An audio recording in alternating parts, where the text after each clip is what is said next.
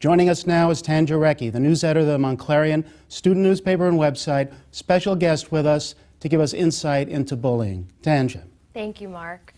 I'm joined now by Dr. Sara Goldstein, professor of family and child studies here at Montclair State University. Dr. Goldstein has done extensive research on bullying. Welcome. Thank you for joining us. My pleasure.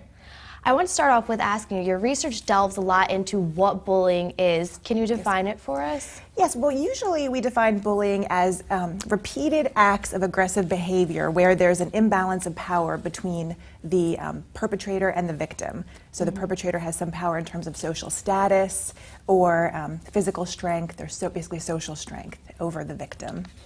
And how do you differentiate between what's bullying and what's just, I don't know, horse playing between children? I think that's a really good question, because sometimes it's hard to tell the difference. You could have two 6-year-old boys roughhousing on the school playground and they're both enjoying it.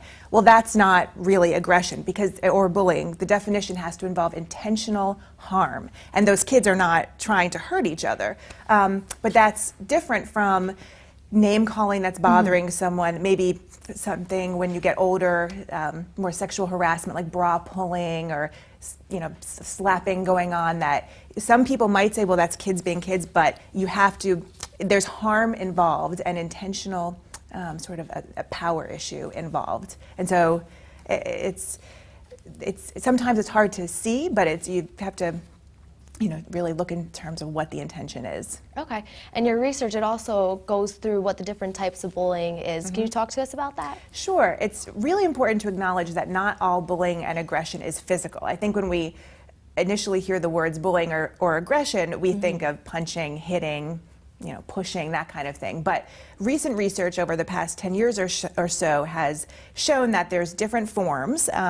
We have physical aggression and physical bullying, but then we also, and I think everyone sort of acknowledges verbal aggression, name calling, teasing, threatening physical violence. But one form that's been, I think, receiving more and more attention is called relational aggression. So that's using social relationships as the mechanism for harm. So spreading a rumor about somebody, so excluding them from a social group, getting a group of friends to gang up on them so they don't have anyone to hang out with anymore. And the research shows that can be just as devastating, if not more, than physical forms of aggression.